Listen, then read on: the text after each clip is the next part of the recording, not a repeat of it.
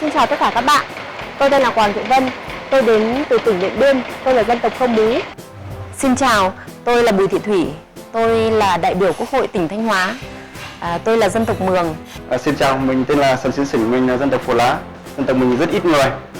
Mình sống chủ yếu ở địa bàn Lào Cai, Yên Bái và Hà Giang.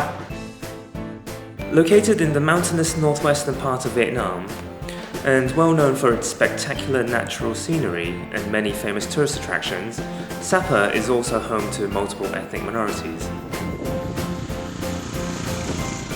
Here in July 2017, workshops and training on capacity building for the region's ethnic minority deputies took place for the very first time. It was attended by 80 deputies, including members of the Standing Committee of the Ethnic Minorities Council, National Assembly deputies, as well as permanent representatives of the Ethnic Minorities Departments of the People's Committees of 6 northwestern provinces. Tôi rất là vui bởi vì được tham gia cái hội nghị tập huấn dành cho đại biểu người dân tộc thiểu số do Hội đồng Dân tộc và Hội đồng Anh cùng chủ trì tổ chức. Tôi cũng rất là mong muốn khi đến với diễn đàn này đó là có được rất là nhiều thông tin bổ ích để tham gia hoạt động đại biểu để nhằm là cùng với các đại biểu khác và đặc biệt đó là đại biểu người dân tộc mang được tiếng nói của người dân tộc đến Quốc hội. Các cái giảng viên ở Hội đồng Anh đã truyền đạt kiến thức là cái kinh nghiệm làm việc với báo chí. Thế thì các giảng viên thì đã hướng dẫn rồi phỏng vấn trực tiếp. Học viên có điều kiện được lên trình bày.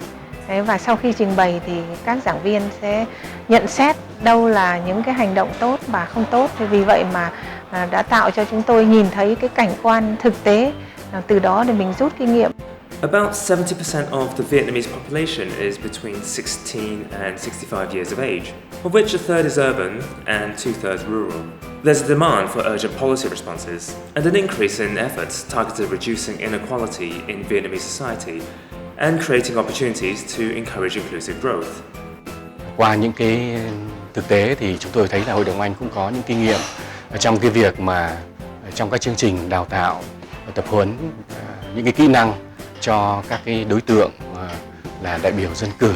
Do vậy mà chúng tôi cũng muốn hướng cái sự lựa chọn của mình thúc đẩy cái quan hệ hợp tác với Hội đồng Anh trong cái lĩnh vực mà đào tạo nâng cao những kiến thức kỹ năng cho đại biểu dân cử. Ở đây cụ thể là đại biểu Quốc hội và đại biểu Hội đồng Nhân dân các tỉnh ở vùng dân tộc thiểu số để họ có thêm những cái kiến thức và kỹ năng để thực hiện tốt cái nhiệm vụ chính trị của mình. Chúng tôi cũng rất là chú ý đó là những cái đối tượng đại biểu nữ trong việc tăng cường cái vị thế, vai trò và tiếng nói của phụ nữ trong các hoạt động chính trị. We thought it was a great opportunity to work more with ethnic minorities in Vietnam, and obviously that's in line with the British Council's EDI policy, trying to bring EDI into all of our work. But also it was just such an important thing for Vietnam to work with social enterprises, work training those deputies from these minority areas to help these minority areas to really integrate and develop their own prosperity.